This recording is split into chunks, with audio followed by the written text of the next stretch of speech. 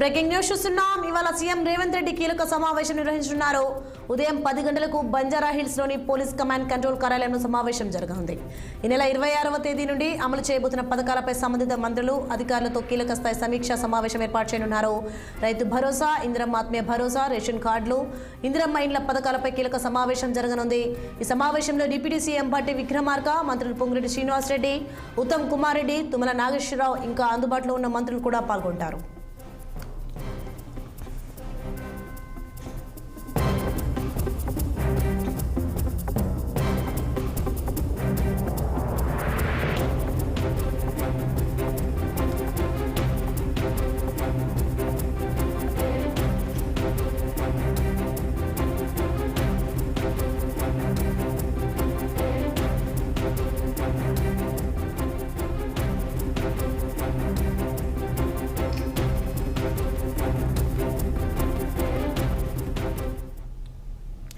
Breaking news చూస్తున్నాం. ఇవాళ CM Revanth Reddy కీలక సమావేశం నిర్వహించనున్నారు.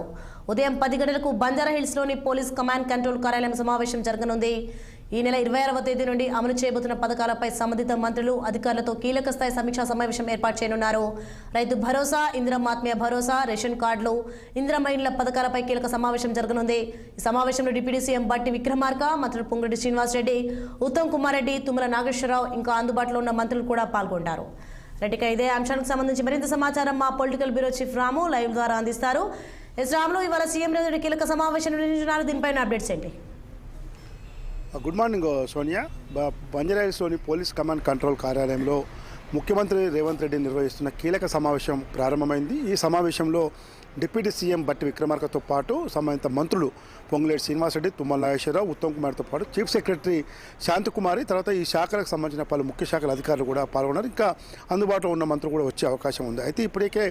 అయితే ఈ నెల 26వ తేదీ నుంచి రాష్ట్ర ప్రభుత్వం ఏదైతే 4 ప్రధాన పథకాలను అమలు చేసేందుకు ప్రభుత్వం సమాయత్తమవుతుందో ఆ పథకాల అమలు తీరు, ఇప్పటికే గ్రామ సభలు జరుగుతున్న తీరుతెన్నులపైన ఉన్న నివేదికలను బట్టి ముఖ్యమంత్రి రేవంత్ రెడ్డి ఈ సమీక్ష సమావేశంలో చాలా కీలక విషయాలు తెలుసుకునేందుకు ప్రయత్నం చేస్తున్నారు. ముఖ్యంగా రైతు భరోసా ఏదైతే గత బీఆర్ఎస్ ప్రభుత్వంలో రైతు బంధు కింద ఎకరాకు 10,000 రూపాయలు ఇచ్చింది.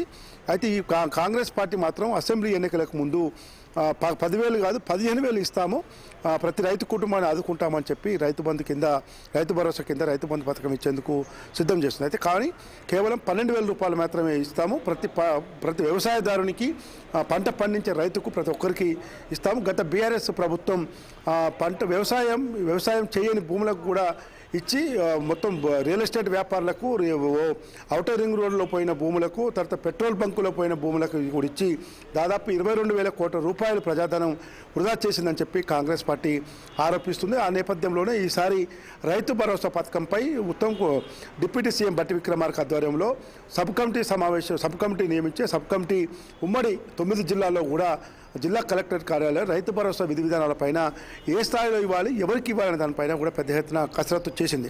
అయితే ఈ నేపథ్యంలోనే ఎటకేలకు ఇప్పుడు సంవత్సరానికి 12,000 రూపాయలు రైతు భరోసా కింద రైతు బంధు పథకం ఇచ్చేందుకు ప్రభుత్వం సిద్ధమైంది.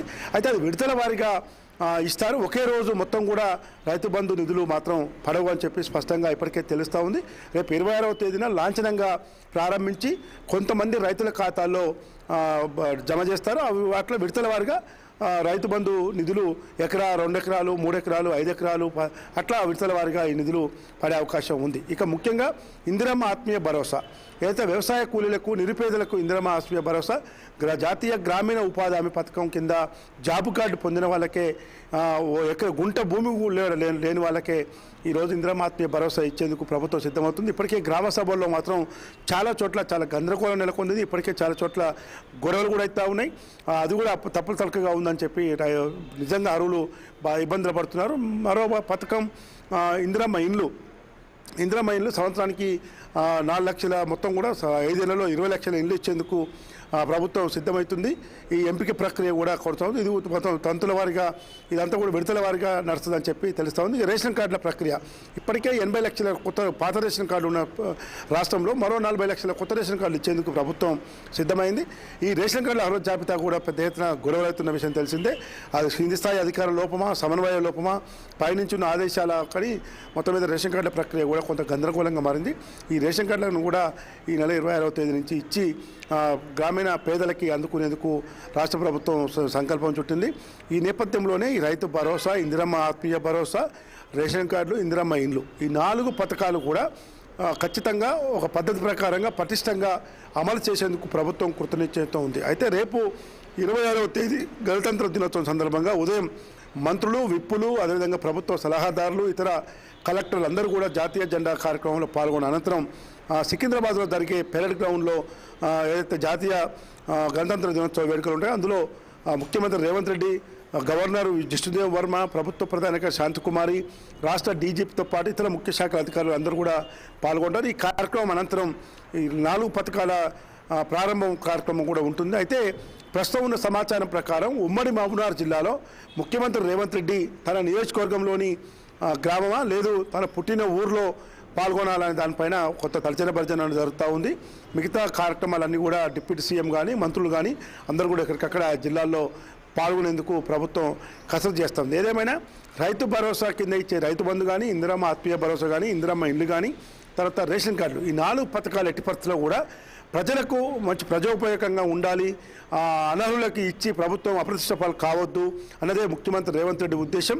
అధికారులు కూడా కింది స్థాయిలో ఏమాత్రం నిర్లక్ష్యం చేసినా, అలసత్వం వహించినా కఠిన చర్యలు ఉంటాయనే పద్ధతిలో కూడా సంకేతాలు ఇస్తున్నారు.